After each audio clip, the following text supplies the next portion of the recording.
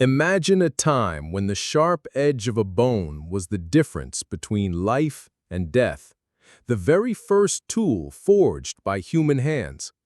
From that moment, a journey began, a journey that would shape the destiny of our species. Through fire and steel, blood and smoke, our weapons have told the story of humanity's triumphs and tragedies, from humble survival to empires rising and falling, from honor-bound warriors to shadowy wars waged in silence.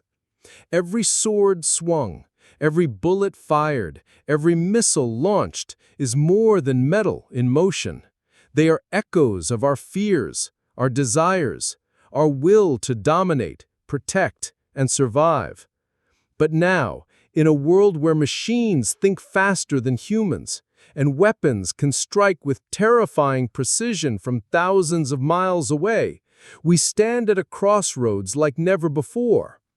Will we continue down the path of endless escalation, risking annihilation on a scale our ancestors could never have imagined? Or will we rise above, using the same ingenuity that created these instruments of war to forge a future of peace, understanding, and shared survival? This is not just a story about weapons. It's a mirror held up to humanity itself, our darkest impulses, and our brightest hopes.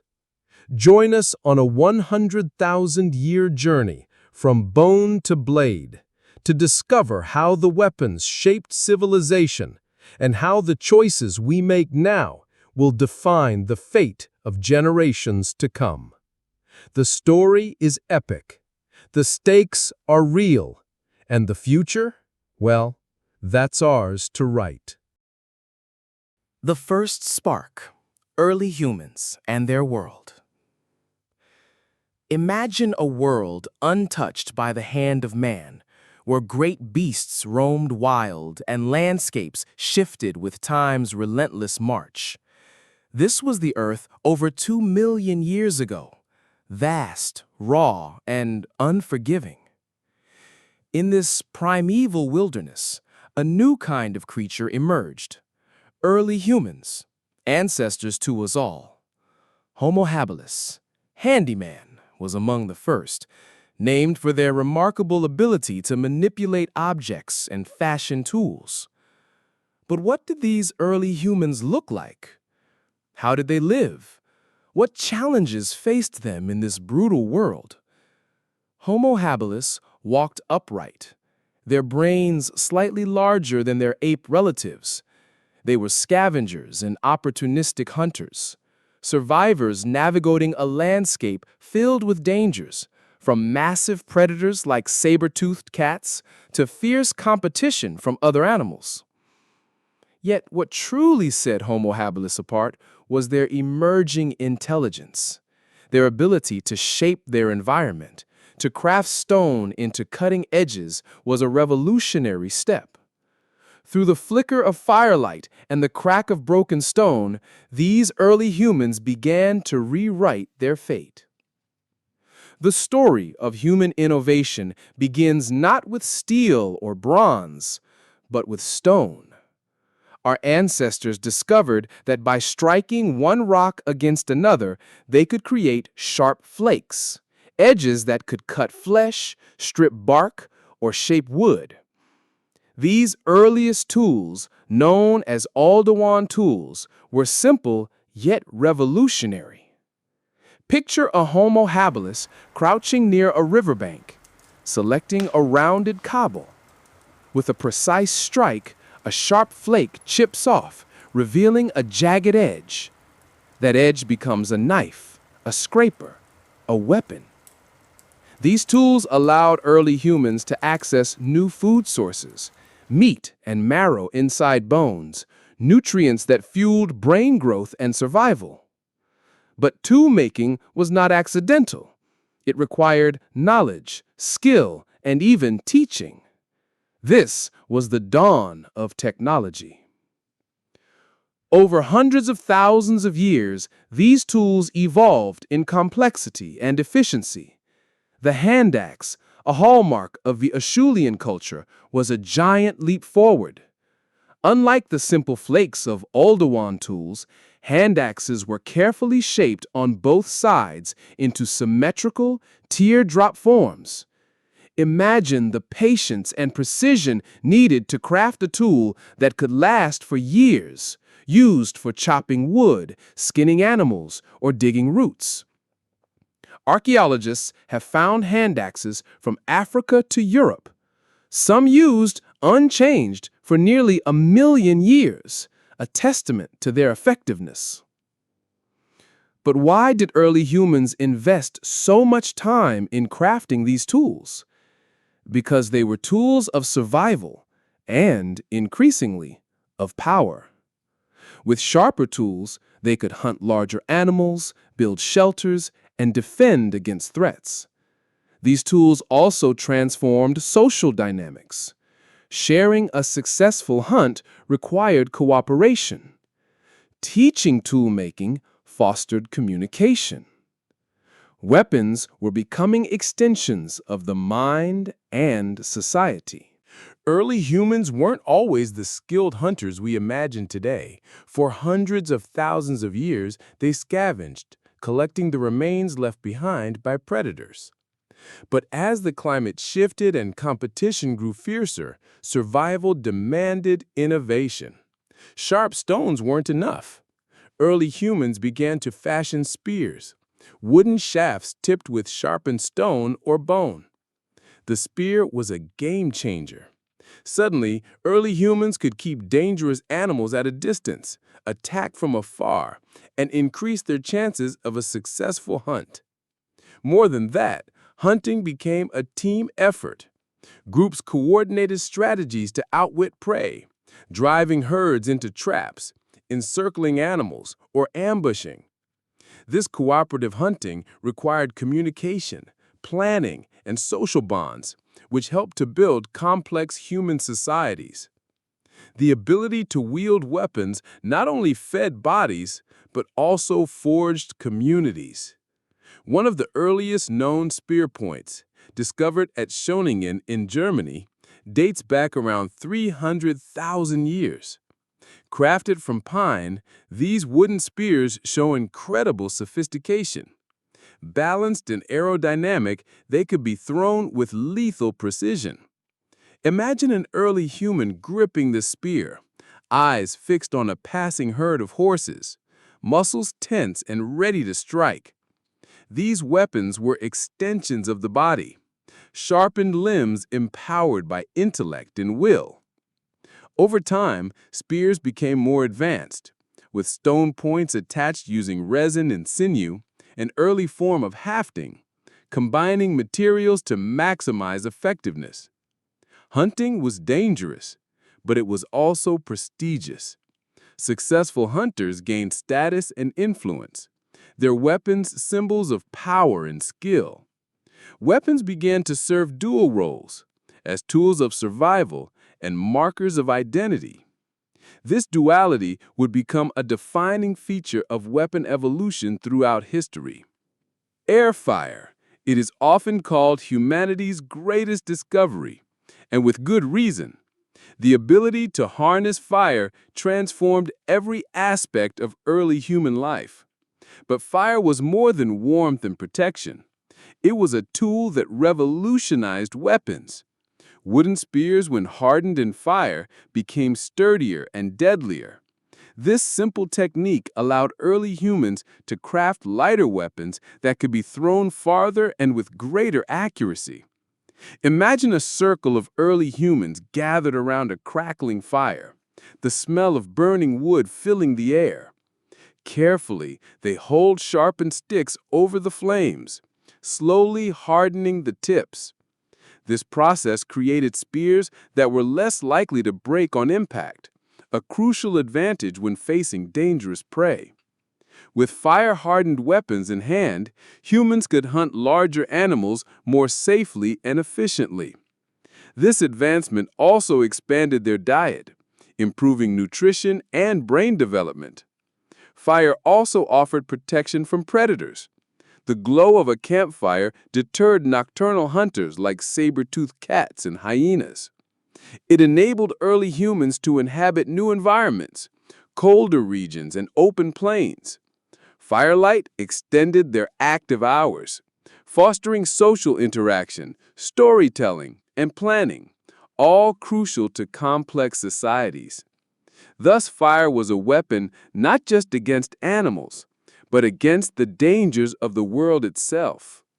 Alongside wooden spears, early humans also experimented with other materials. Bones, antlers, and sharpened stones were combined in creative ways. These composite weapons demonstrated remarkable ingenuity, early examples of technology combining multiple materials to enhance function. The ability to craft tools from diverse materials laid the foundation for future leaps in weapon evolution. Weapons in the prehistoric world were not just tools for survival. They became symbols of power, status, and identity. Archaeologists have uncovered ancient burial sites where finely crafted weapons were placed alongside their owners. These were not merely practical implements, but objects of significance, perhaps signaling the individual's role in society or spiritual beliefs. Imagine a hunter laid to rest, clutching a beautifully shaped spear or an exquisitely flaked stone blade, a testament to their skill, bravery, or status within the tribe. Beyond burial rituals, weapons were often decorated or crafted with care far beyond their functional purpose. Patterns etched into handles, choice of rare materials, or shapes crafted for aesthetic appeal show that early humans valued weapons as extensions of self-expression. These objects likely conveyed messages about strength, leadership, or spiritual protection. In many early cultures, weapons were believed to carry the spirit or power of the wielder, connecting the physical and metaphysical realms. This intertwining of utility and symbolism is a hallmark of human culture.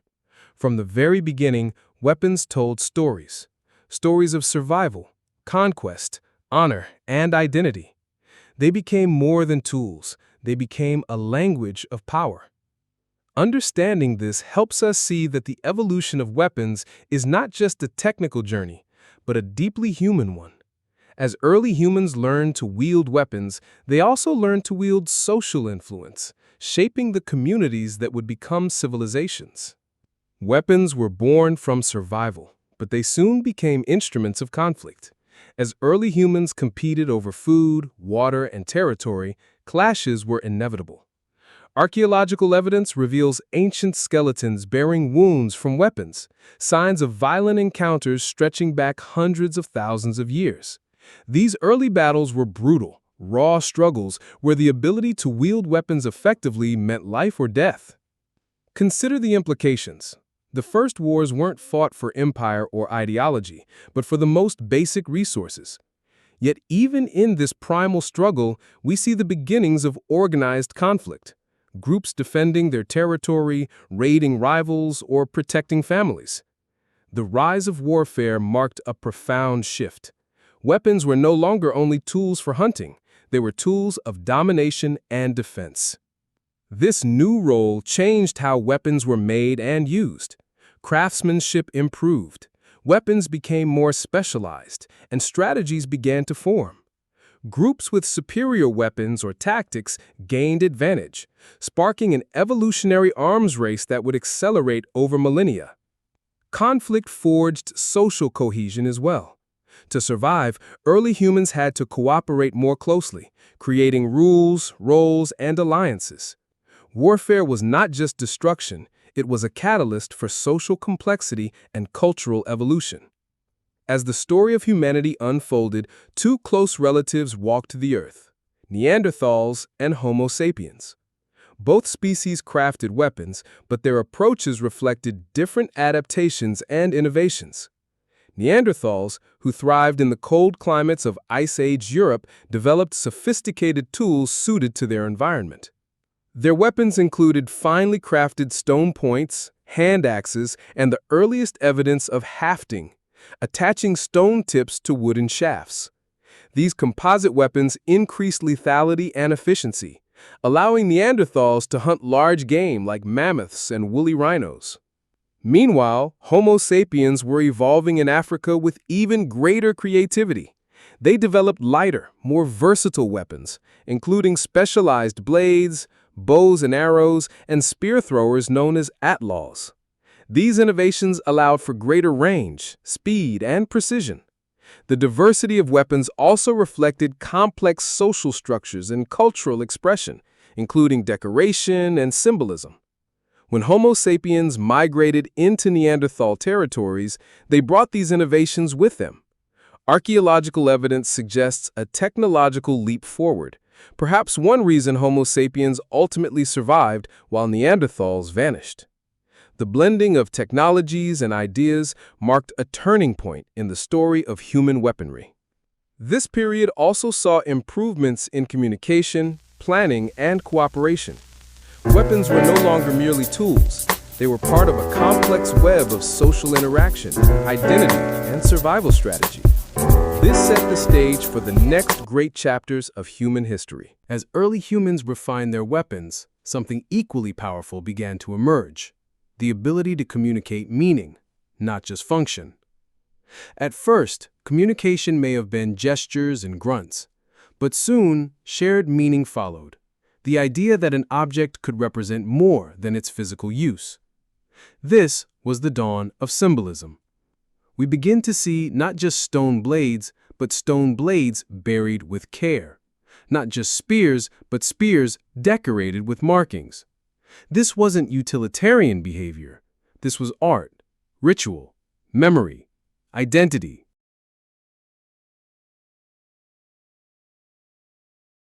Weapons became status objects. A sharper spear, a more beautifully knapped knife, these could raise your social standing. They could mean you were a better hunter, a better protector, even a spiritual leader. They also became teaching tools. Elder to child, warrior to apprentice, weapons weren't just made. They were passed down, along with stories. And those stories mattered. They were how early humans remembered who they were and who they feared. Weapons, in many ways, were among the first storytellers. Cave paintings, found in sites like Lascaux in France and Chauvet in the Ardèche Valley, often depict scenes of the hunt.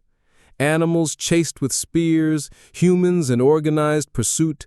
These images may have been early visual records of tactics, or perhaps ceremonial reminders of power and sacrifice. In some cases, we see humans holding objects that may not just be weapons, but symbols of rank. Kings in stone, carved long before kingdoms existed. From the moment humans began assigning meaning to tools, the weapon ceased to be just a weapon. It became an artifact, a symbol, a signal, a story frozen in wood, stone, and bone. And in doing so, weapons stepped into their second great role, not just as tools of survival, but tools of identity and memory. Fire and alchemy. Discovering the power of metal. Fire gave humans warmth, safety, and cooked food, but it also unlocked something far more profound: transformation. Somewhere in the ancient world, as a fire raged too hot for too long, an unremarkable greenish rock began to sweat. That sweat was copper, and in that moment, the age of metal was born. At first, this new material was a curiosity, a plaything for artisans, not warriors. Ancient people hammered nuggets of native copper into beads, tools, and simple blades. These early metal items were soft, prone to bending, yet strangely compelling. Copper gleamed in the sunlight. Unlike stone or bone, it could be reshaped. It didn't chip, it folded. And that shine, it had power. Religious, magical, cultural. These early smiths weren't chemists, they were spiritualists, magicians in the eyes of their communities. They took rocks from the ground and used fire, a sacred force, to transform them. Alchemy, before it had a name, had already begun. Over generations, trial and error became tradition. People discovered that crushed ore could be melted inside ovens made of clay and stone. Furnaces stoked with bellows and fed with charcoal. When the ore cooled, it left behind metal, copper, pure and malleable. But if that metal was mixed with arsenic or tin, it changed again. It became something stronger, something harder, something deadlier. It became bronze. The Bronze Age didn't begin with armies. It began with artisans. People who worked not for conquest, but for craftsmanship. Tinkerers and metalworkers in dusty villages whose hands unknowingly rewrote the future of war. They cast bronze into molds, daggers, axes, chisels. At first, these tools shaped wood, built homes, carved statues. But then, they shaped power. Bronze allowed for a revolution in military thinking. For the first time, weapons could be made en masse. Identical swords, uniform spearheads, sharp-tipped arrows. Stone tools had to be knapped by hand, each one slightly different. Bronze could be poured into molds, replicated precisely. And with replication came standardization. With standardization came armies. The village gave way to the city. The city gave way to the state. Metal was more than a material. It was a mirror. Societies that controlled metal held the key to war, trade, and political dominance. The ability to melt stone into blades became a line between tribes that stayed in the past and kingdoms that seized the future. From Anatolia to Mesopotamia, Egypt to the Indus Valley, bronze reshaped the world. And for the first time in history, kings rose who could wage war not with their hands, but with armies of iron and bronze. But bronze had its limits. It required tin, and tin was rare. Trade networks stretched thousands of miles, crossing deserts and mountains, to bring tin from the fringes of the known world into the smelters of mighty cities. Without that tin, the Bronze Age would crumble. And it eventually did. But before the fall, bronze would forge cities, crush rivals, and leave the first true empires etched in steel and blood. The rise of metal did not just change warfare, it changed everything. With bronze tools came better plows, stronger axes and sharper chisels. Trees fell faster, irrigation ditches deepened, fields expanded. Suddenly, people could produce more food than they needed, and surplus changed the rules of human life. With abundance came specialization. Not everyone needed to farm. Some could build, some could trade, some could rule, and some could make weapons. The metalworker, once a humble tinkerer, became a powerful figure, part artisan, part priest, part architect of war. Across the Fertile Crescent and beyond, city-states rose from the soil. Uruk, Babylon, Thebes, Mohenjo-Daro, Anyang. And they all had one thing in common: bronze, in the hands of the few, protecting the many. In Mesopotamia, the armies of Sumer marched with bronze-tipped spears and scale armor. In Egypt, pharaohs wielded bronze khopesh swords, their crescent blades curved for both slicing and symbolism. In China's Shang dynasty, warriors rode into battle in chariots, bronze axes strapped to their sides, armor hammered with sacred patterns. And in the Indus Valley, though little of their warfare survives in writing, bronze tools speak of skilled hands and possibly powerful defense.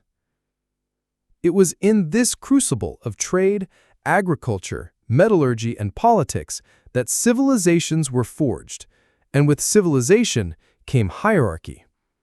Kings at the top, warriors just below, metalworkers, crucial, respected, but kept close. Bronze made armies, and armies made states. But bronze wasn't just for the battlefield. It built temples, palaces, and irrigation systems. It became religious, sacred statues cast in metal, offerings to gods hammered from alloys pulled from the earth. It became currency, tools and weapons traded across great distances from Central Asia to the British Isles. Bronze was language, it was law, it was legitimacy. And as cities grew, so did the need to protect them. The very surplus bronze created was now a reason to defend walls, to build armies, and, inevitably, to wage war. The plow and the spear were no longer opposites, they were siblings. This was the paradox of civilization. The very tools that fed the people also armed their conquerors.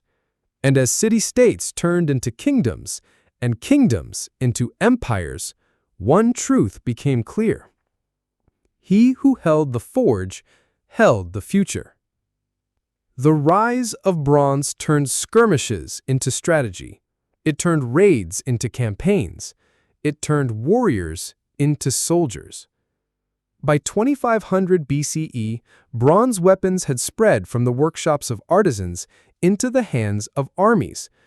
These weren't the chaotic, desperate clashes of prehistoric tribes. These were coordinated, disciplined, and devastating military machines. Across the Near East, warriors lined up in formation, not just to fight, but to dominate. They carried bronze spears nearly as tall as they were. Round bronze shields glinted in the sunlight. Helmets forged from hammered plates offered their heads some protection, not just physically, but psychologically. And at the core of every battle, the sword. The bronze sword wasn't just a weapon, it was a revolution. Unlike stone or bone, bronze could be cast into long, straight blades that could cut, thrust, and survive more than one swing. It brought a new way of fighting. Duels, charges, phalanxes. It demanded training and inspired honor. The shape varied across regions. In Egypt, the khopesh curved forward, meant to rip open armor or slash from horseback. In Greece, the short, stabbing, leaf-shaped sword emerged, perfect for close-quarters combat. In Mesopotamia, daggers turned into full-length blades, worn by elite guards and nobles. But bronze was expensive, and not every soldier could wield it. Armies were divided, common infantry with wooden clubs or stone axes, and elite warriors clad in bronze, armed with weapons that gleamed like the gods themselves. Bronze became a status marker, a visible line between the rulers and the ruled. And battle, it was changing too. As weapons evolved, so did tactics. Mass formations became common. Shield walls protected flanks. Chariots, drawn by swift horses, were the tanks of their day, carrying archers into enemy lines at breakneck speeds. The Hittites and Egyptians fielded hundreds of chariots in grand, open-field battles, like those at Megiddo and Kadesh, some of the first wars recorded in writing. These battles weren't just military engagements, they were political theater. Armies marched not just to kill, but to prove who had the divine right to rule. The king at the front line, bronze blade held high, wasn't just a warrior, he was a god's avatar. With the sword came the soldier. With the soldier came the general. With the general came war, not as necessity, but as institution. Weapon standardization and the rise of the state. War makes kings, but kings make armies. And armies need more than courage. They need consistency. By 2000 BCE, the great city-states and early empires of the Bronze Age had realized something revolutionary. An army was only as strong as its weakest link, and chaos on the battlefield was death. So they turned to standardization. Weapons were no longer just crafted one at a time by wandering smiths. They were regulated, their lengths measured, their weights uniform, the blades cast from molds and multiples. A foot soldier in Babylon and one in Thebes might carry different emblems, but their spears were nearly identical in form. Weapons meant standardized training, formations that could move as one body, striking not as individuals, but as a machine of war. But this wasn't just about tactics. It was about identity. The state began to define itself through its soldiers. To carry a government-issued spear was to carry the authority of your city. The blade was your badge, your license, your purpose. In Sumer, the army became an extension of the temple. In Egypt, the pharaoh's elite guard was adorned in gold-trimmed bronze and trained from youth. In China's Shang dynasty, weapons were often inscribed with family names or symbols, early military branding. And with this organization came infrastructure. For the first time, states built armories, storage rooms for hundreds, sometimes thousands of identical weapons. Quartermasters were appointed. Military records were kept. Supply chains were established, with dedicated workers smelting ores, molding blades, and fashioning armor not just for battle, but for empire. The battlefield became bureaucratic, and bureaucracy in turn gave birth to the state as we know it. Leaders could now raise armies on command, deploy them with efficiency, and replenish their losses with speed. No longer did conquest rely on the charisma of a single warlord. Now it was a system, governed by hierarchies, schedules, quotas. And something else was born: the concept of military doctrine. It wasn't enough to fight bravely. You had to fight correctly, in formation, according to orders, with discipline. Disobedience became treason. Cowardice became a crime. The age of the warrior hero began to give way to the age of the soldier. For centuries, bronze reigned supreme, the metal of kings, warriors, and gods. But its reign depended on tin, a scarce and precious resource, often hundreds or thousands of miles away. Then came iron, abundant, stubborn, and demanding. Iron was no easy metal. Unlike bronze, it could not simply be melted and poured. It required intense heat, mastery of fire, and skillful forging, hammering the red-hot metal repeatedly to drive out impurities and shape it. Early iron was brittle, a disappointment to many smiths used to the golden glow of bronze. But with patience and innovation, ironworking transformed. The Iron Age dawned slowly. Iron tools and weapons emerged in small pockets, Anatolia, the Levant, and later across Europe and Asia. Suddenly, metal was no longer a luxury reserved for the elite. Iron ore was everywhere, in hills, riverbeds, and forests. This abundance democratized weapons, putting steel blades into the hands of common soldiers, not just noble warriors. This was revolutionary. The Age of Bronze had favored the few, the aristocrats who controlled tin trade routes and bronze foundries. Iron's rise shifted power. Empires would rise and fall on who could master this new metal. Suddenly, armies grew larger, better armed, and more lethal. And so the Bronze Age collapsed under the weight of iron's relentless advance. The great empires of the late Bronze Age, the Hittites, Mycenaeans, Minoans, faded. New powers took their place. The Assyrians wielded iron swords to forge one of history's first true empires. The Greeks embraced iron in the hoplite phalanx. The Chinese Zhou dynasty innovated with iron weapons and cast iron tools. Iron was more than metal. It was the great equalizer, a weapon that could tip the balance of power from the few to the many. And it paved the way for the great empires and battles that would shape history. With iron weapons in hand, empires rose as though forged by the very fires of their forges. The Assyrians, masters of iron and terror, built an empire powered by brutal military discipline and innovation. Their iron swords were sharper, their armor stronger, their armies more numerous than those of their Bronze Age predecessors. Chariots thundered across the plains, but the Assyrians perfected the art of siege warfare. Battering rams pounding at walls, archers raining iron-tipped arrows.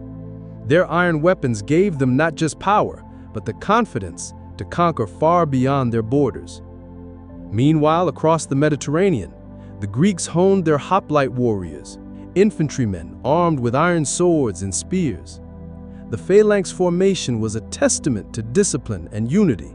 A wall of bronze and iron, shield pressed to shield, spear thrust forward. This combination of iron weaponry and tight tactics reshaped the battlefield, turning the tide of wars and defining a culture of warriors. In the East, the Zhou dynasty in China wielded iron tools to build infrastructure, but their armies brandished iron swords to defend and expand their territories. Iron catalyzed not only war, but also agriculture and commerce, the twin engines of empire. With iron, the battlefield became more complex. Sieges lasted longer, walls grew thicker, and armies became larger. Castles, forts, and ramparts rose not just to keep enemies out, but to symbolize power. Kings declared divine right to rule with iron scepters in hand, and warriors swore loyalty on blades forged in fire. The iron sword was no mere weapon. It was a symbol of authority, justice, and might. These empires, Assyrian, Greek, Zhou, while diverse in culture and geography, shared one truth. Control of iron meant control of destiny. It was iron that forged their identities, their conquests, and their legacies. And iron was the stepping stone to the classical age, a world of empires, philosophies, and endless conflict. Weapons are never just tools of destruction. They are mirrors reflecting the values, beliefs, and dreams of the people who wield them. In the Bronze and Iron Age, the warrior was more than a fighter. He was a symbol. From the epic tales of Gilgamesh to the warrior codes whispered on battlefields, the ethos of war shaped entire societies. Heroes were immortalized not just by their victories, but by the weapons they bore. Swords said to be blessed by gods, axes that could split mountains, shields that never failed. These were not mere stories. They forged identity and inspired valor. Social class intertwined deeply with armament. The elite adorned themselves with intricate bronze and iron weaponry, polished, engraved, and passed down through generations. Common soldiers wielded simpler tools, but their courage was no less. The warrior ethos was a code: honor, loyalty, bravery in the face of death.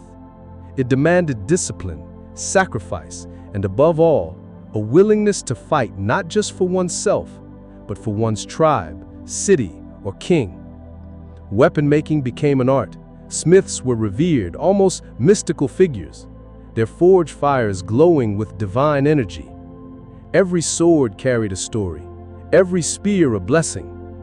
This ethos lived beyond battlefields, influencing rituals, funerals, and governance. Warriors were leaders, kings were warriors. Their weapons were extensions of their souls. And in this, the foundation of many modern martial traditions was laid, where weapon and warrior are inseparable. As iron spread across continents and empires solidified their power, the stage was set for one of history's greatest transformations, the Classical Era. From the ashes of the Bronze and Iron Ages rose civilizations that would shape philosophy, art, government, and of course, warfare. In Greece, city-states like Athens and Sparta perfected the art of war, combining iron weaponry with disciplined formations and democratic soldier-citizen armies. In China, the Warring States period saw advancements in metal casting, crossbows, and mass armies, innovations that would echo through centuries. The Persian Empire wielded vast armies armed with iron and bronze, connected by a complex administration that managed men and metals alike. This era wasn't just about bigger armies and sharper swords. It was about strategy, philosophy, and the relationship between war and society. Generals, like Alexander the Great, didn't just conquer with weapons, they conquered with ideas. The rise of professional armies, standing forces maintained year-round, required sophisticated logistics and training. Armies became symbols of state power and cultural identity. Warriors were shaped not just by their weapons, but by the codes and beliefs they carried into battle. From the Spartan hoplite's strict discipline to the chivalrous knights of medieval Europe, warfare became intertwined with societal values. Yet, with all these advances, war remained a brutal and uncertain affair. Empires rose swiftly, only to fall just as fast.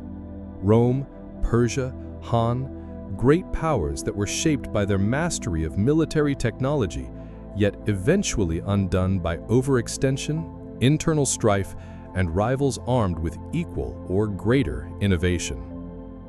As this era drew to a close, the seeds were sown for the medieval world, where the sword, the crossbow, and the stirrup would continue to shape history in new and profound ways. Join us now as we enter the world of ancient to medieval warfare, a world of phalanxes and testudos, cavalry charges and sieges, faith and fury. The rise and fall of empires shaped by military technology. War has always been the crucible in which empires are forged and broken. But in the ancient to medieval world, the relationship between military innovation and imperial power became unmistakably clear. Take Rome, for example, a city that began as a small village and grew into an empire spanning continents, thanks in no small part to the relentless evolution of its weapons and tactics. The Roman legion was more than an army. It was a machine, honed to precision with iron swords called gladii, large rectangular shields called scuta, and tactics like the testudo, a living fortress of interlocking shields that repelled arrows and projectiles alike. This was war as an art form, a discipline that combined technology, training, and psychology. But Rome was not alone. Far to the east, the Persian Empire boasted vast numbers of cavalry and archers, wielding composite bows that could strike down enemies from surprising distances. The Han Dynasty in China deployed massive armies with iron weaponry, crossbows, and advanced siege engines, all governed by strict military doctrine. Across Eurasia, the battlefield was a theater of constant innovation as empires borrowed, adapted, and improved weapons and strategies from one another. These innovations were not confined to weapons alone. Siege technology evolved. Battering rams and catapults could batter down once impregnable walls. The stirrup, introduced to cavalry warfare, revolutionized mounted combat, allowing riders to wield heavier weapons and strike with unprecedented force. The mounted archer, made famous by the steppe nomads, combines speed, agility, and deadly precision, challenging the dominance of heavy infantry. But with great power came great complexity. The rise of professional armies, standing forces maintained year-round, required sophisticated logistics and training. Armies became symbols of state power and cultural identity. Warriors were shaped not just by their weapons, but by the codes and beliefs they carried into battle. From the Spartan hoplite's strict discipline to the chivalrous knights of medieval Europe, warfare became intertwined with societal values. Yet, with all these advances, war remained a brutal and uncertain affair. Empires rose swiftly, only to fall just as fast. Rome, Persia, Han, great powers that were shaped by their mastery of military technology, yet eventually undone by overextension, internal strife, and rivals armed with equal or greater innovation. As this era drew to a close, the seeds were sown for the medieval world, where the sword, the crossbow, and the stirrup would continue to shape history in new and profound ways. War, throughout history, is not merely a contest of weapons, but a contest of minds. Strategy and tactics often decide the fate of armies more than the sharpness of a sword. Among the earliest and most enduring military formations was the phalanx, a dense mass of soldiers, shields locked together, spears pointed outward, moving as one. The phalanx was perfected by the ancient Greeks, an embodiment of unity and discipline. Each hoplite depended on his neighbor's shield to protect his side, forging a near-impenetrable wall of bronze and iron. The strength of the formation lay in cohesion, not just individual bravery. Against this, enemies found it nearly impossible to break through. Meanwhile, the Romans adapted this concept with their own innovation, the testudo. Latin for tortoise, the testudo formation was a protective shell formed by overlapping shields held above and around the legionaries. It was particularly effective against arrow volleys during sieges, allowing soldiers to advance steadily toward fortified walls. But formations alone did not win wars. Cavalry, fast, flexible, and deadly, transformed battlefields. Mounted archers, particularly those from the Eurasian steppes, combined speed and firepower.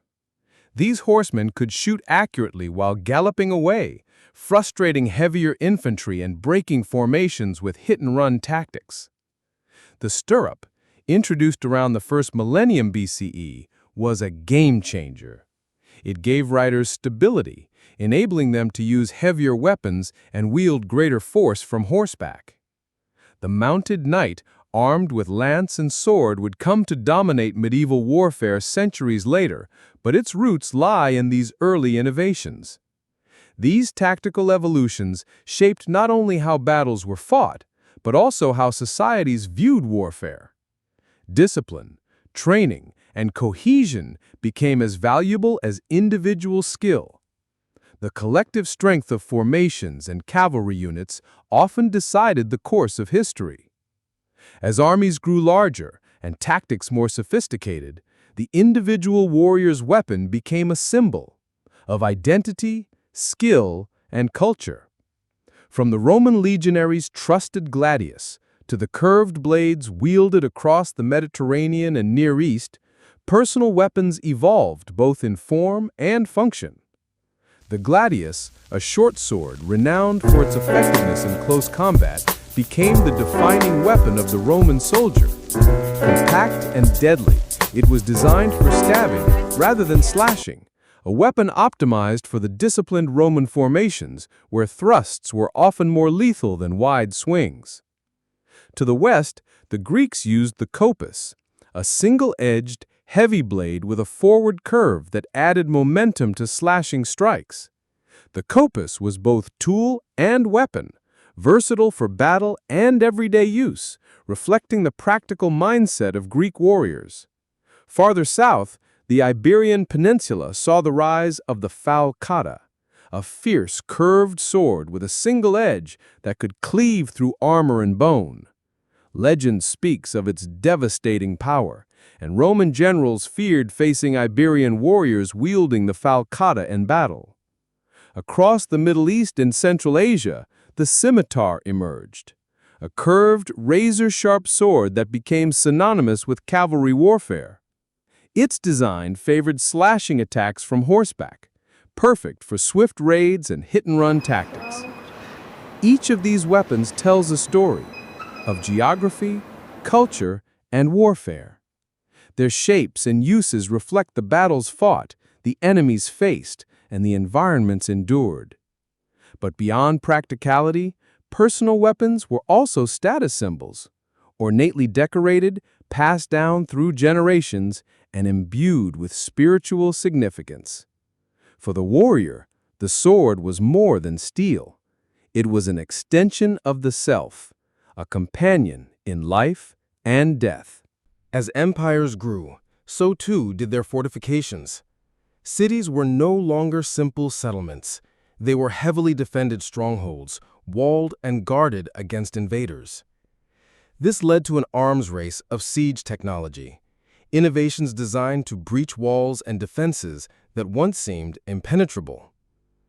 The battering ram was one of the earliest siege weapons, a massive, heavy beam, often capped with a metal head, swung repeatedly against gates and walls to break them down. Protected by wooden shelters called tortoises, battering rams required teams of soldiers to operate, coordinating their swings with precision. But walls grew thicker and higher, and armies needed more powerful tools. Enter the trebuchet, a revolutionary siege engine that used counterweights to launch massive projectiles, including stones, burning materials, and even diseased carcasses. The trebuchet could hurl these missiles over great distances, smashing walls and sowing chaos within enemy fortresses. Siege warfare was brutal and prolonged, lasting weeks or even months. Armies would surround cities, cutting off supplies and reinforcements, while siege engines battered the defenses. The psychological impact was as significant as the physical damage. Defenders knew the inevitability of their walls falling under relentless assault. Meanwhile, in East Asia, early forms of gunpowder began to appear around the 9th century CE.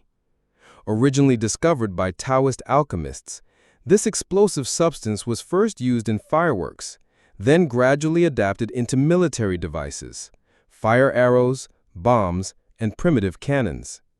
These innovations marked the dawn of a new era in siege and battlefield technology, one that would forever change the nature of warfare.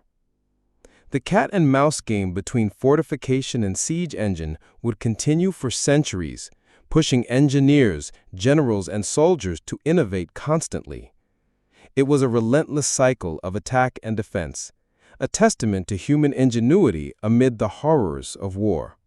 Warfare, like culture, is deeply shaped by geography, philosophy, and societal values. Across the ancient and medieval world, the clash of East and West brought not only battles, but contrasting military philosophies. In the West, heavy infantry dominated. Armies like the Greeks and Romans relied on disciplined foot soldiers, heavily armored and trained to hold ground in tight formations. Their tactics emphasized direct confrontation, cohesion, and brute force. The phalanx and the Roman legion epitomized this approach. Soldiers moving as one, shields locked, spears and swords ready.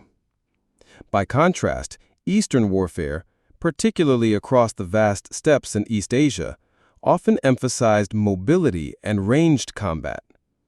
Horse archers, such as the Mongols and earlier steppe nomads, relied on speed, hit-and-run tactics, and exceptional horsemanship. Their composite bows had incredible range and power, allowing them to strike enemies before they could close. These tactics enabled nomadic groups, such as the Huns, Mongols, and later the Turks, to strike fear across continents. Their lightning raids could devastate settled agricultural societies, whose armies were slower and less mobile. In China, the emphasis was on a blend of infantry, cavalry, and emerging technologies. Crossbows, early gunpowder, and complex logistics enabled massive armies to maneuver with precision. While Western armies prized heavily armored knights and infantry, Eastern forces often fielded lighter armor, focusing on agility and strategic use of terrain. Religious and cultural differences also influenced military ethos. Western knights fought under codes of chivalry, with emphasis on honor and personal valor.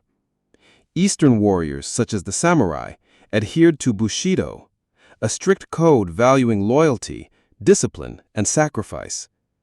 Despite these contrasts, warfare was not a rigid dichotomy. East and West borrowed from each other. Siege technologies, cavalry tactics, and weapon designs traveled along trade routes. The Silk Road was not just a conduit for silk and spices, but for ideas on war and peace. Ultimately, the clash and fusion of these warfare styles shaped the medieval world, influencing battles, empires, and the course of history itself. The horse transformed warfare forever. It brought speed, height, and mobility to the battlefield, revolutionizing how battles were fought and empires expanded. But riding a horse was not enough. To fight effectively from horseback required innovation. One of the most crucial advancements was the introduction of the stirrup. Though its origins are debated, the stirrup became widespread across Eurasia by the early medieval period. This simple loop of metal or leather provided riders with balance and stability, allowing them to wield heavier weapons such as lances and swords without falling. Mounted cavalry became a decisive force. In the vast steppes of Central Asia, horse archers mastered the deadly art of shooting arrows accurately while galloping at full speed, a skill that made them nearly untouchable. Their composite bows made from layers of wood, horn, and sinew were powerful and compact, perfect for mounted combat. These tactics enabled nomadic groups, such as the Huns, Mongols, and later the Turks, to strike fear across continents. Their lightning raids could devastate settled agricultural societies, whose armies were slower and less mobile. Meanwhile, in Europe, cavalry evolved into the armored knight, heavy horsemen clad in chainmail or plate armor, wielding lances designed for devastating charges. Mounted knights became symbols of feudal power and chivalry, dominating medieval battlefields. The combination of stirrups, mounted archery, and cavalry charges reshaped military strategy. Armies had to adapt, developing new formations, fortifications, and tactics to counter the deadly speed and power of cavalry. In this dynamic interplay between horse and foot soldier, between bow and blade, the medieval battlefield came alive with innovation and drama. Religion has long been intertwined with warfare, infusing battles with purpose beyond mere conquest or survival. In the medieval world, faith became both the weapon and a shield, a force that galvanized armies and justified violence. Consider the Crusades, a series of religious wars waged over centuries between Christian and Muslim powers for control of the Holy Land. Knights donned crosses on their armor, believing they were fighting a sacred cause, assured of divine favor and eternal reward. The clash of faiths fueled brutal conflicts, but also cultural exchanges, shaping Europe and the Near East for centuries to come. Across Asia, the samurai embraced Bushido, the way of the warrior, a code blending martial discipline with spiritual devotion. Loyalty, honor, and sacrifice were paramount, and death in battle was seen as a noble passage. Zen Buddhism influenced samurai philosophy, encouraging calmness and clarity in the face of chaos. Religious symbolism permeated weaponry and armor. Temples were built to honor war gods, swords were blessed in ceremonies, and warriors carried talismans into battle. Faith infused every blade with meaning beyond its physical edge. Yet religion could also justify atrocity. Holy wars unleashed suffering and destruction, often blurring lines between zeal and cruelty. It shaped alliances and rivalries, turned neighbor against neighbor, and left legacies that echo to this day. In this era, the sword was not just steel, it was a conduit of divine will, a symbol of spiritual as well as temporal power. As weapons sharpened and battlefield tactics evolved, so too did the art of defense, the armor that shielded warriors from the deadly blows of their enemies. The journey from flexible chainmail to the imposing full-plate armor reflects centuries of innovation, adaptation, and the eternal quest for survival. Chainmail, made of interlocking metal rings, emerged as a revolutionary form of protection in the early medieval period. Its flexible design allowed for movement while providing a strong barrier against slashes and thrusts. The famed hauberk, a chainmail shirt, became standard for knights and soldiers alike, balancing mobility with defense. Yet, as weapons like the warhammer and crossbow grew more powerful, chainmail's limitations became clear. Its rings could be pierced or crushed, and arrows with hardened tips found ways through its gaps. This led to innovations, padded gambesons worn underneath, and plates of steel added to critical areas. By the 14th century, full-plate armor began to dominate the battlefield.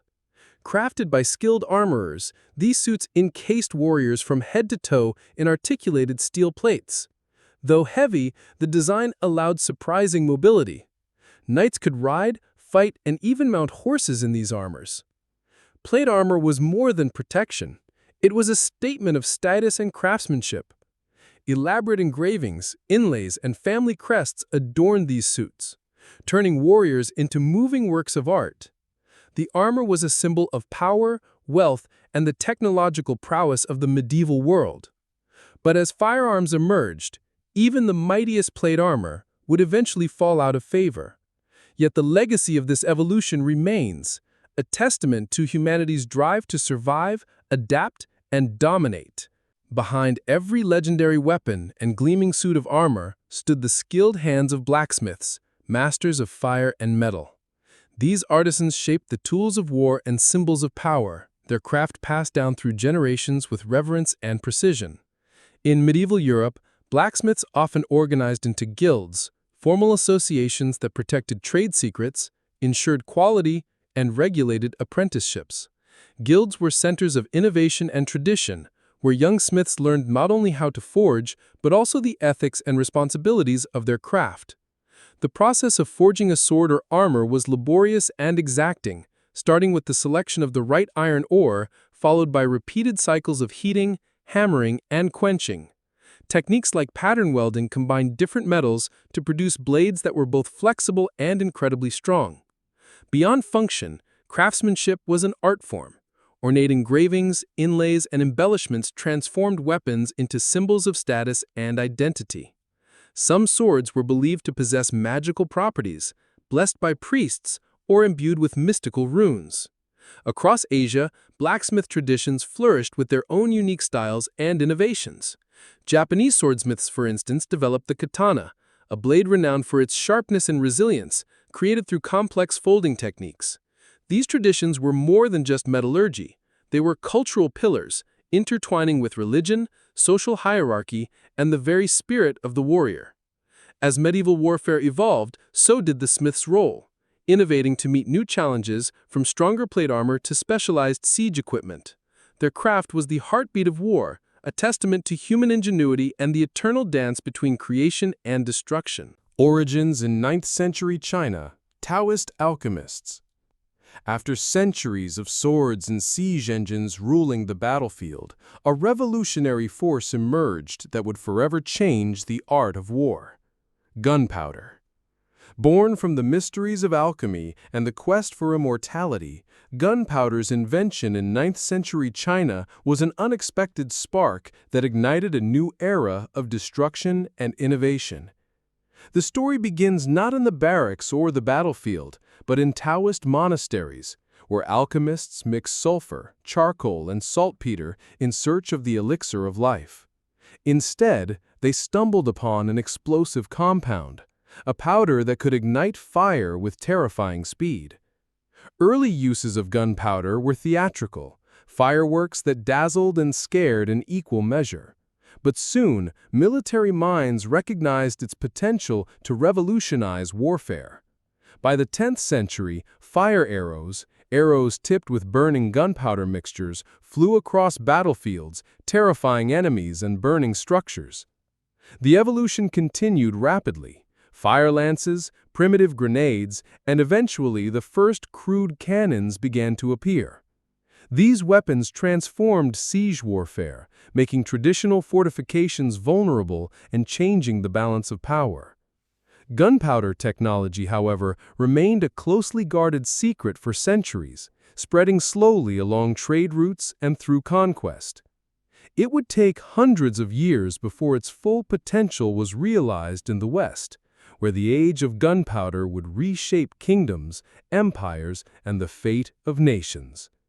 From the earliest sparks of gunpowder's invention, military innovators sought ways to harness its explosive power on the battlefield. One of the first applications was the fire arrow, a simple yet terrifying weapon. An arrow tipped with a combustible charge, set aflame, and launched to spread destruction and fear. These fiery missiles rained down upon enemy troops and fortifications alike, often causing panic and breaking formations. But the fire arrow was only the beginning. Soon, the fire lance emerged, a proto-gunpowder weapon that combined a spear with a bamboo or metal tube which discharged flames, sparks, and shrapnel at close range. Though primitive and short-ranged, the fire lance represented a leap forward, merging traditional melee weapons with the terrifying power of gunpowder. As metallurgical techniques improved, these devices evolved into true firearms. The first hand cannons appeared in the 13th and 14th centuries, simple metal tubes that fired projectiles propelled by gunpowder explosions. These early guns were crude, unwieldy, and slow to reload, but they signaled a paradigm shift in warfare. Cannons also grew in size and power, transforming siege warfare by smashing walls that had once seemed impregnable. Mounted on ships and battlefields, these iron beasts altered naval combat and enabled armies to breach fortified cities with devastating efficiency. The spread of gunpowder weapons was gradual but unstoppable. From China, the technology traveled westward through the Mongol Empire, reaching the Islamic world and eventually Europe. By the 15th century, armies across the continent were wielding firearms, forever changing the nature of combat. What had begun as alchemical curiosity had blossomed into the foundation of modern warfare. The gunpowder revolution was underway. The journey of gunpowder from its birthplace in China to the far reaches of the Islamic world in Europe is a tale of trade, conquest, and relentless innovation. The Mongol Empire, vast and unstoppable, acted as a conduit, carrying not only warriors and goods, but also technologies across continents. Through their campaigns, the knowledge of gunpowder weapons spread rapidly, reaching the Islamic world where scholars and engineers adapted and enhanced the technology. In the Middle East, ingenious minds improved upon Chinese designs, crafting powerful cannons and explosive devices that were deployed in sieges and battles. The use of gunpowder weaponry contributed significantly to the military successes of empires like the Ottomans, who wielded massive siege cannons, including the legendary Basilica cannon, during the 1453 siege of Constantinople. This marked the end of the Byzantine Empire and a turning point in medieval warfare. The Ottomans combined traditional cavalry tactics with gunpowder artillery, creating a versatile and deadly military machine.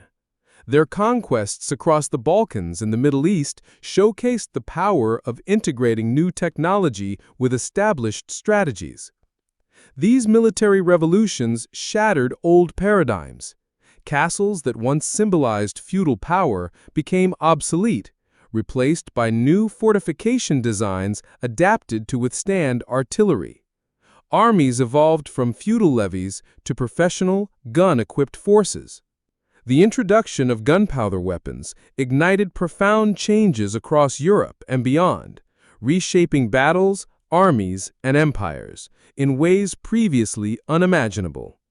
The Hundred Years' War, a prolonged conflict between England and France, lasting from 1337 to 1453, became a crucible for these military revolutions. Early on, English longbowmen dominated the battlefield, their rapid-fire volleys devastating French knights. But as the war dragged on, gunpowder weapons began to take center stage. Cannons smashed through castle walls, and handheld firearms introduced new dimensions of lethality and fear. At the same time, the Ottoman Empire was rising as a formidable power, fueled in part by its mastery of gunpowder technology. The Ottomans famously employed massive siege cannons, including the legendary Basilica cannon, during the 1453 siege of Constantinople. This marked the end of the Byzantine Empire and a turning point in medieval warfare. The Ottomans combined traditional cavalry tactics with gunpowder artillery, creating a versatile and deadly military machine. Their conquests across the Balkans and the Middle East showcased the power of integrating new technology with established strategies.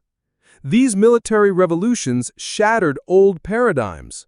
Castles that once symbolized feudal power became obsolete, replaced by new fortification designs adapted to withstand artillery.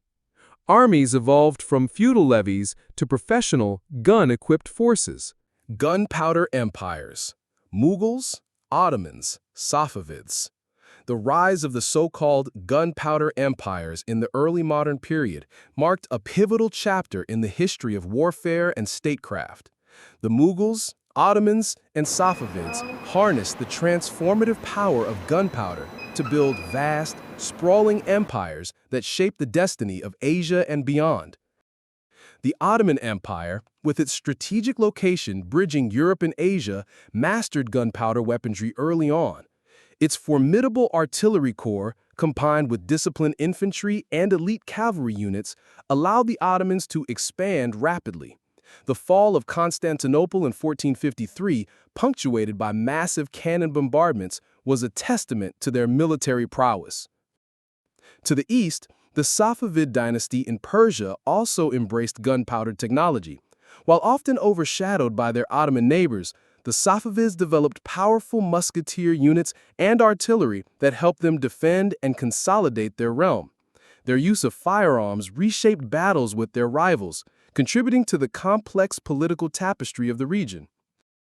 Further east, the Mughal Empire in India showcased the remarkable integration of gunpowder technology with traditional military and cultural systems.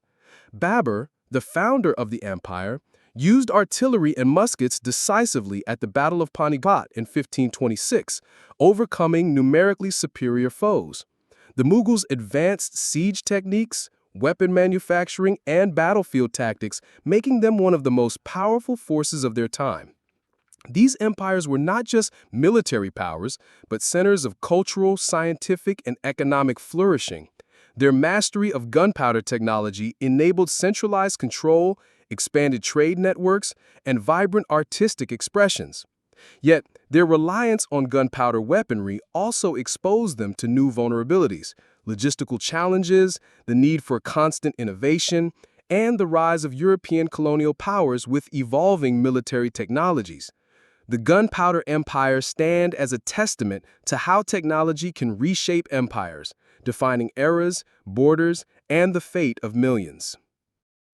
For centuries, castles symbolized strength and security, towering stone fortresses that protected kings, nobles, and their subjects from invaders. Yet the advent of gunpowder weapons sounded the death knell for these medieval strongholds. Cannons, with their powerful explosive force, rendered thick walls vulnerable. What once withstood battering rams and siege towers now crumbled under relentless bombardment. Military architects responded with innovation. Star forts, also known as bastion forts, emerged in the Renaissance. These low-angled walls absorbed and deflected cannon fire while providing overlapping fields of defensive artillery. Fortifications became sprawling complexes designed for active defense, not just passive protection.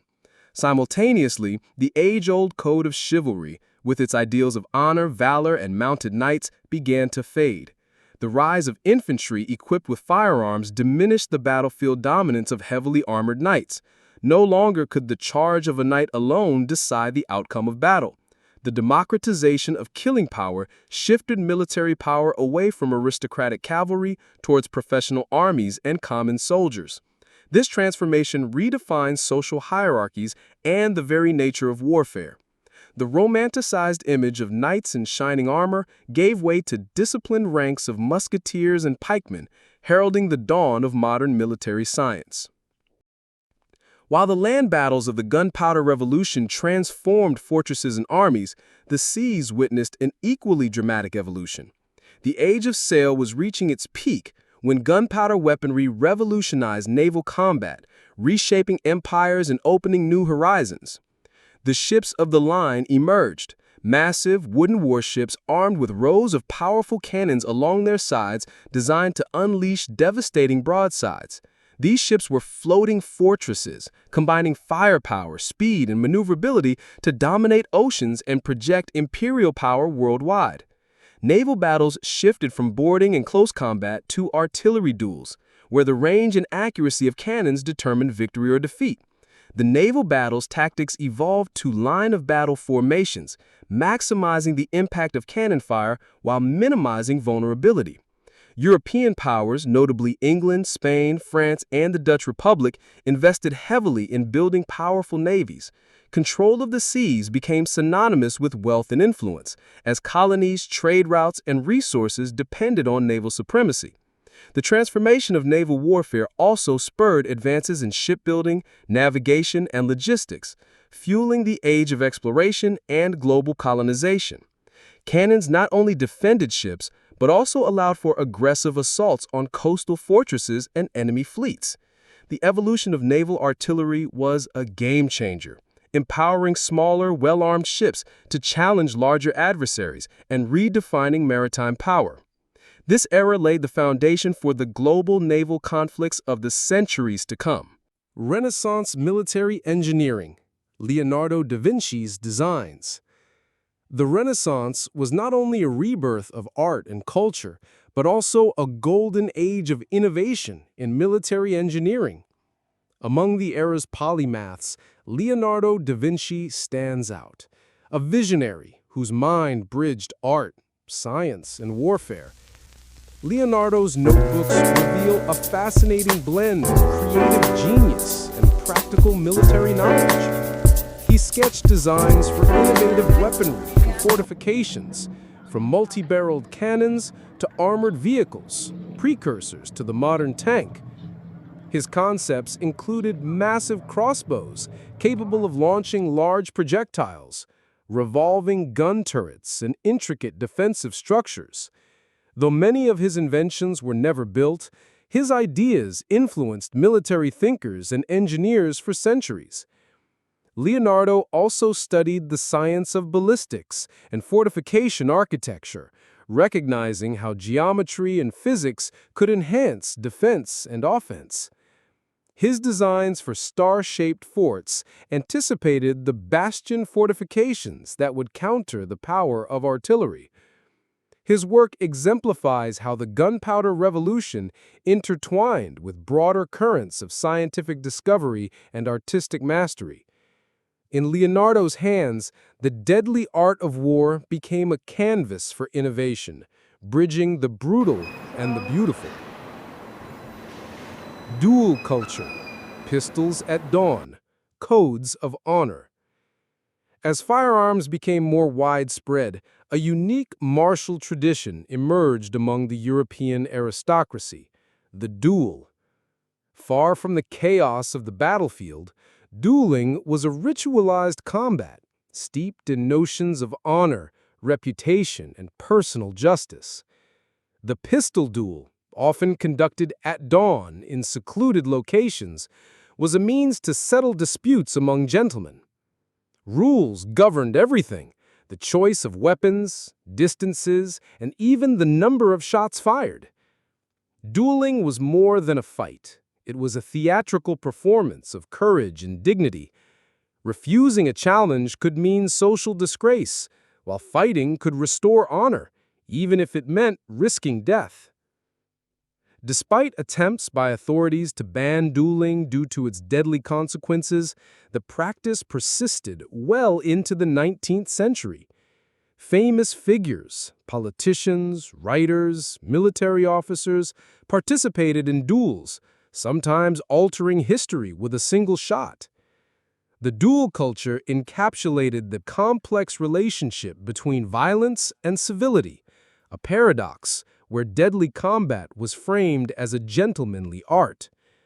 It reflected societal values of the time, blending martial skill with social codes, shaping the way honor and conflict were understood. Gunpowder did not merely change how wars were fought, it reshaped the very fabric of societies around the world.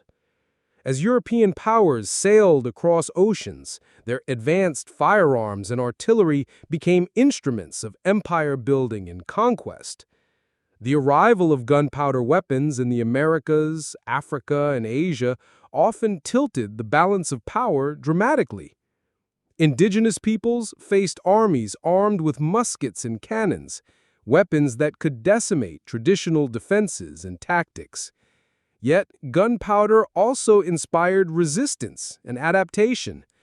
Many native groups quickly learned to use firearms, either by capturing them or trading with Europeans, leveling the playing field in conflicts that shaped new political realities. Gunpowder technology influenced not only warfare, but also cultural exchanges. The spread of firearms altered hunting practices, social structures, and economic systems. Colonial powers used gunpowder to enforce control, but it also catalyzed the blending of military traditions, European tactics mixing with local knowledge to form hybrid forms of combat. The cultural impact of gunpowder was profound and lasting, marking a pivotal chapter in the global story of power, resistance, and transformation. The birth of the military-industrial complex. As the 18th century gave way to the 19th century, a new era of warfare dawned, one powered not only by muskets and cannons, but by the forces of industry, technology, and mass production. The Industrial Revolution transformed society, economies, and inevitably the tools and scale of war. The birth of the military-industrial complex marked a profound shift where governments, manufacturers, and scientific communities collaborated to produce weapons on unprecedented scales. Factories churned out rifles, artillery shells, and explosives faster than ever before.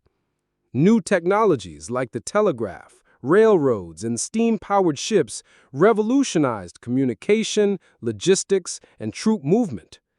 Wars were no longer local affairs, but global conflicts, with vast armies mobilized and supplied through industrial might.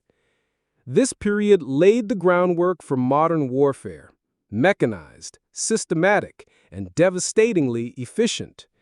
But with this efficiency came new horrors and moral questions about the scale and impact of war. American Civil War innovations, repeating rifles, telegraphs, railroads. The American Civil War, fought between 1861 and 1865, was not only a brutal conflict over the future of a nation, but also a testing ground for industrial-age warfare innovations. It was the first major war where technological advancements profoundly changed the nature of combat and communication. Among the most significant innovations were the repeating rifles. Unlike earlier single-shot muskets, these weapons allowed soldiers to fire multiple rounds before reloading, dramatically increasing the rate of fire. The Spencer repeating rifle and Henry rifle became game-changers on the battlefield, forcing new tactics and strategies. Communication also evolved with the widespread use of the telegraph. Commanders could send orders and receive reports in near real time, coordinating complex troop movements over vast distances. This technological leap transformed the strategic landscape, making command more responsive and flexible. Railroads further revolutionized logistics, enabling rapid troop deployments and resupply efforts. The ability to transport thousands of soldiers, artillery, and supplies across states at unprecedented speeds reshaped how wars were fought. Together, these innovations marked a turning point, demonstrating how industrial technology could be harnessed for unprecedented military effectiveness and scale. but they also foreshadowed the devastating potential of modern warfare, where technology could increase both the speed and lethality of conflict. Global arms race, Prussian reforms, Napoleonic legacy. As the 19th century progressed, the world entered a fierce global arms race spurred by rapid technological innovation and geopolitical rivalry. At the heart of this transformation stood Prussia, a state whose military reforms set new standards for efficiency, discipline, and innovation. Prussia's General von Moltke revolutionized military organization, introducing the General Staff System, a centralized professional command that coordinated strategy with remarkable precision. The adoption of the breech-loading rifle and advanced artillery further enhanced battlefield effectiveness. Prussian victories in the wars against Denmark, Austria, and France showcased the power of these reforms. The Franco-Prussian War of 1870 to 1871, in particular, demonstrated how technology, training, and organization combined to decisively reshape European power dynamics. Meanwhile, the legacy of Napoleon Bonaparte continued to influence military doctrine.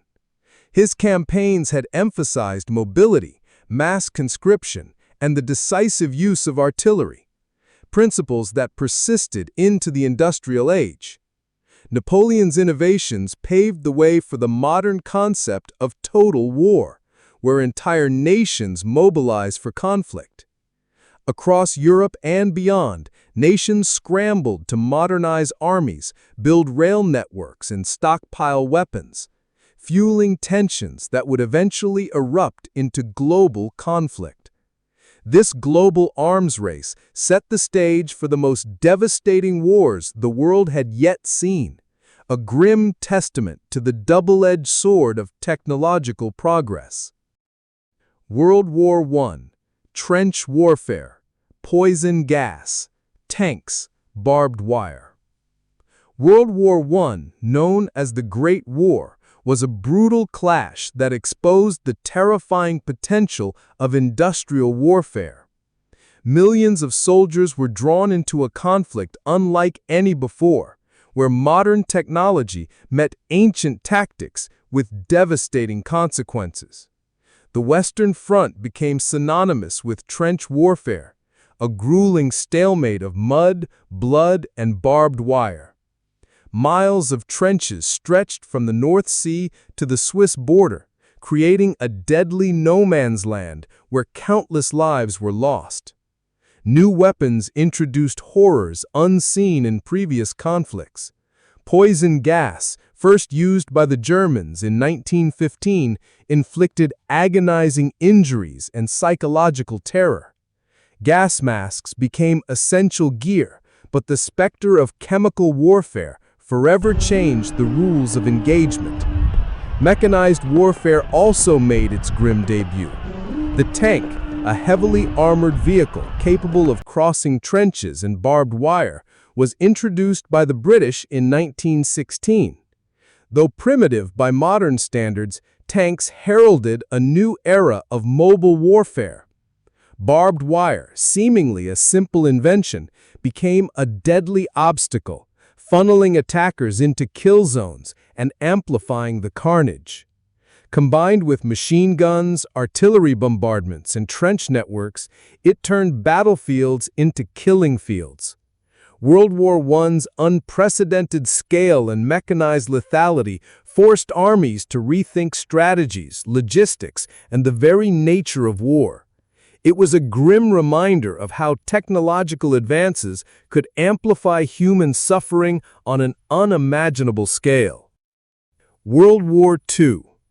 Automatic rifles, nuclear bombs, aircraft carriers, and blitzkrieg. World War II was the ultimate manifestation of industrial warfare, a global conflict that engulfed nations on an unprecedented scale and pushed technology to its limits.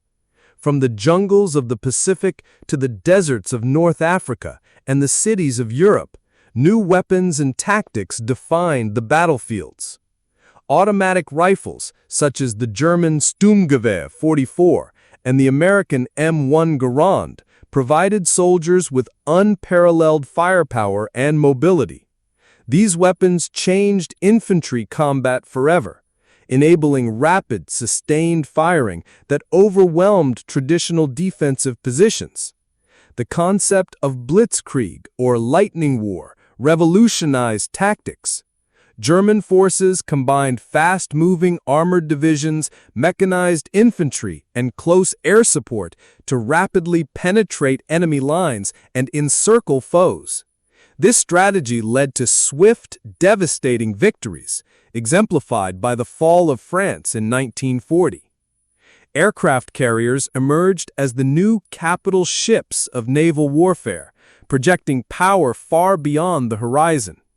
Carrier-based aircraft played decisive roles in battles like Midway and the Coral Sea, signaling a shift from battleship dominance to air superiority at sea.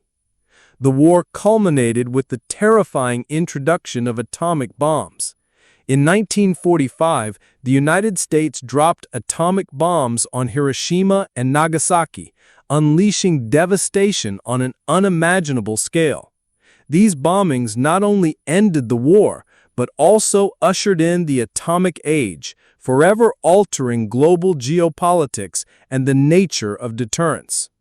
World War II showcased the devastating potential of industrial warfare, blending technological innovation with human ambition and tragedy. Psychological warfare, propaganda, and total war. World War II was not only a clash of armies and weapons, but a war waged on minds and hearts, a conflict where psychological warfare and propaganda played critical roles. Total war blurred the lines between soldiers and civilians, turning entire nations into battlegrounds of ideology, morale, and willpower. Governments harnessed mass media, radio broadcasts, newspapers, films, and posters to shape public opinion and bolster support for the war effort. Propaganda campaigns painted the enemy as monstrous and justified sacrifices demanded from the population. Psychological operations aimed to demoralize enemy troops and civilians. Leaflets dropped from planes urged surrender. Radio broadcasts broadcast misinformation and fomented distrust within enemy ranks. The home front became a theater of war. Rationing, factory work, and civil defense mobilized millions. Civilians endured bombings, shortages, and the constant specter of loss, yet were portrayed as vital contributors to victory. The concept of total war demanded unprecedented levels of coordination between military, industry, and society. This era redefined what it meant to be at war, not just on distant battlefields, but within every aspect of daily life. The lessons of psychological warfare and propaganda continue to resonate, shaping how modern conflicts are fought beyond the battlefield. Civilian involvement and home front production. World War II transformed not only armies, but entire societies as civilians became indispensable participants in the war effort. Millions of men and women joined factories, producing weapons, vehicles, and supplies at an astonishing pace. The concept of the home front emerged, where the boundaries between military and civilian life blurred. Women entered the workforce in unprecedented numbers, symbolized by the iconic Rosie the Riveter, proving essential in manufacturing planes, tanks, and munitions. Governments coordinated massive industrial campaigns, converting peacetime industries into war machines. Automobile factories turned to building jeeps and aircraft. Farms increased production to feed troops and civilians alike. Rationing became necessary to ensure resources like rubber, metal, and food were prioritized for military use. Citizens endured shortages and sacrifices with the belief that their efforts were vital to victory. Civilian morale was sustained through propaganda and cultural efforts. Films, music, and community programs reinforced unity and purpose. The war effort was a total mobilization of society's economic and human resources, marking a new era of collective engagement in conflict. This unprecedented civilian involvement foreshadowed the future of warfare, where wars would increasingly depend on industrial capacity and popular support. Cold War era, nuclear deterrence, and arms control treaties. The aftermath of World War II plunged the world into a new and unprecedented conflict, not fought with armies on traditional battlefields, but through the tense standoff of the Cold War. Two superpowers, the United States and the Soviet Union, faced off in a global chess game defined by ideology, espionage, and the looming shadow of nuclear annihilation. Nuclear weapons, the terrifying legacy of the atomic age, became central to this era's military strategy. The doctrine of mutually assured destruction, or MAD, posited that the threat of total annihilation would deter both sides from launching a first strike. Arms control treaties emerged as attempts to manage this precarious balance. From the Strategic Arms Limitation Talks, or SALT, to the Intermediate Range Nuclear Forces Treaty, or INF, diplomacy sought to cap the nuclear arms race and reduce the risk of catastrophe. Yet despite these treaties, the arms race continued, with both sides developing increasingly sophisticated delivery systems, intercontinental ballistic missiles, submarine-launched missiles, and strategic bombers. The Cold War also spurred advances in conventional and unconventional warfare, proxy wars, espionage, psychological operations, and technological competition. From Vietnam to Afghanistan, conflicts played out in the shadow of nuclear standoff. The Cold War's complex interplay of threat and diplomacy shaped much of late 20th century military history, leaving lessons still relevant today. As the Cold War progressed, the battlefield expanded beyond Earth's surface, reaching into the vast expanse of space.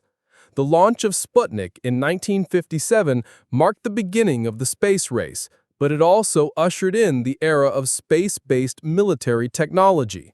Satellites became vital tools for reconnaissance, navigation, and communication, fundamentally changing how militaries gathered intelligence and coordinated operations.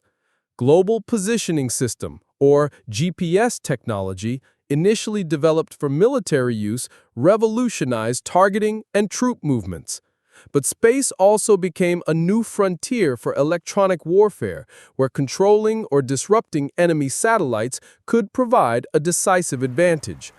Jamming signals, hacking communications, and disabling sensors became key tactics in this invisible war. Beyond space, electronic warfare expanded to include radar systems, electronic countermeasures, and cyber operations. These technologies sought to blind or confuse enemy defenses, disrupt command networks, and secure communications. The rise of electronic warfare underscored a shift from purely physical confrontations to battles fought in electromagnetic and digital domains. Today, the control of information and technology networks is as crucial as control of territory. As militaries invest heavily in these high-tech arenas, questions arise about the future of warfare and the ethical implications of automated and cyber weapons. Evolution of intelligence and surveillance technology. Intelligence and surveillance have always been critical to warfare, but the technological advancements of the modern era transformed these practices profoundly. From ancient scouts to modern spies, the tools and techniques evolved, but the 20th century brought unparalleled capabilities. During the Cold War, spy satellites and sophisticated signals intelligence networks monitored enemy movements and communications across the globe. The National Security Agency, or NSA, the KGB, and other agencies developed vast electronic eavesdropping and code-breaking operations. Human intelligence, or HUMINT, remained essential, with spy agents undertaking dangerous missions behind enemy lines. The rise of drones, unmanned aerial vehicles, added a new dimension to surveillance, enabling persistent reconnaissance with minimal risk to personnel. Technological leaps in sensors, facial recognition, and data analytics have made modern surveillance both comprehensive and controversial.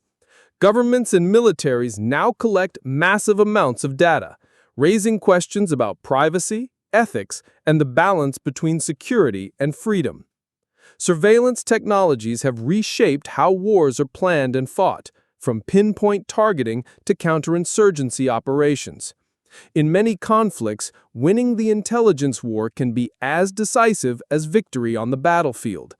As technology continues to evolve, so will too the methods and ethics of intelligence gathering, shaping the future contours of warfare. Weapons of influence, sanctions, cyber attacks, narrative control. In today's interconnected world, warfare extends beyond physical combat, wielding influence as a weapon to shape the actions and perceptions of nations and peoples. Economic sanctions, cyber attacks, and control over narratives have become powerful tools in the modern arsenal. Sanctions impose economic pressure on targeted states, aiming to coerce policy changes without firing a shot. From trade embargoes to asset freezes, sanctions can cripple economies, but often carry humanitarian consequences. Cyber attacks strike at the heart of national infrastructure, targeting financial systems, energy grids, and communication networks. They can disrupt societies, sow chaos, and undermine trust in governments, often while maintaining plausible deniability.